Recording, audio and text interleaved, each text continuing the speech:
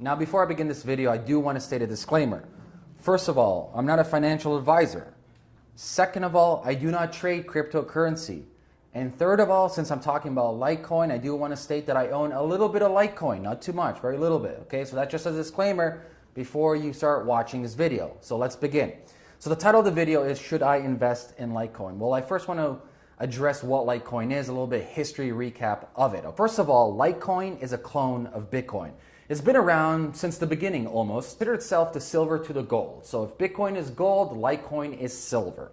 It's supposed to be faster and cheaper than Bitcoin and focus more or less on smaller transactions. And the total Litecoins that'll be minted or mined will be roughly, well, not roughly, it will be 84 million coins. And as of today, when I'm filming this video, it's $29 US. So there's some interesting history with Litecoin. If you remember, in 2013, Bitcoin gained roughly about 11,000% and Litecoin gained roughly about 500% over the price of Bitcoin during its peak. The price of Litecoin hit an all-time high around $50 on some exchanges. Now, the last major Litecoin rally was during the summer of 2015 when a Chinese Ponzi scheme managed to accumulate more than 20% of the entire supply of Litecoin and instantly dumped it. So it was a pump and dump scheme. Buy, consume, raise artificial prices, sell for high, and dump it later. So that was around 2015, so roughly 2 years ago. So Litecoin has its ups and downs in the history in the cryptoverse, like any other cryptocurrency, Bitcoin, Ethereum, you name it. They all have had their very interesting roller coaster rides. So that's kind of like the history of Litecoin, okay? Now let's get into, should you invest in Litecoin? Okay, there's a couple of things that we need to talk about. First of all, you got to ask yourself this question. Are you a long-term investor? Are you a trader? Do you like to do short things? Like, what kind of risk portfolio would you like to have? And now let's dive into the pros and cons of Litecoin. First of all, the pros. Right now, Litecoin's getting ramped up. A lot of people are talking about it. It's in the news. And there's a good reason why a lot of people are talking about it and a lot of people are excited about it. The number one reason at the moment, well, there's two reasons that equal the number one reason, is this. Litecoin is activating SegWit. Maybe in the next 2-3 days or maybe next week. There's a counter, there's a timer somewhere on Google you can find out. So SegWit is their scaling solution. And why this is exciting, it's for two reasons, as I mentioned. Number one, this is the same solution Bitcoin wants to implement between Bitcoin Core and Bitcoin Unlimited. Bitcoin Core wants SegWit and Unlimited wants Bitcoin Unlimited. What's great about SegWit though, like I said earlier, it makes transactions faster and it will make transactions cheaper. The great thing about SegWit though is it's going to be a great example of what Bitcoin can become, which may hinder actually in the future progression of Litecoin, maybe not. So that's one of the pros, SegWit's being activated on Litecoin. Second of all, it's been around since the beginning. So if you're looking at like what coins to trust, well, if you're looking at something that came out yesterday as opposed to something that came out more than 6 years ago, you know, history has a big role to play, or the leveraging of history has a big role to play whether you're going to trust something or not. Number two, it has a huge community, same thing like Bitcoin and Ethereum. So it has a lot of followers, has a lot of developers, so that's something to keep in mind.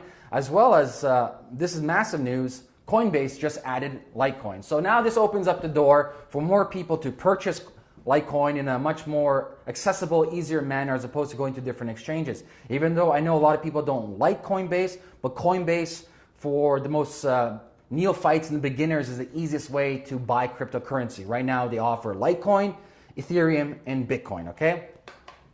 And finally, as I mentioned before, Litecoin does offer a fraction of the cost of transaction compared to Bitcoin. Now let's switch over to the cons to Litecoin. First of all, these cons aren't set in stone. They're all going to be dependent on how people speculate what's going to happen and on the different news and different development of other cryptocurrencies and different blockchain projects. So like I said, Litecoin is activating SegWit, their scaling process from Bitcoin. Now, if Bitcoin does activate SegWit in the future, a lot of people will leave Litecoin because now Bitcoin is offering more or less the same options that Litecoin does offer currently with SegWit. So the whole reason why Litecoin was created, once again, was to have faster, cheaper, and lighter transactions as opposed to Bitcoin. But if Bitcoin does proceed with SegWit, that's going to bring up an interesting dilemma with like, what do you choose? Do you choose Bitcoin or Litecoin? Because is there any new innovation with Litecoin? I'm not too sure if there is any new innovations if Bitcoin does activate SegWit. Number two, like I mentioned a second ago, Litecoin doesn't really solve any new problem that Bitcoin doesn't solve already, especially if it activates SegWit. So to conclude, I wanted to make this video very short. The probabilities of Litecoin going up in value in the next year or so is quite high due to Coinbase and SegWit.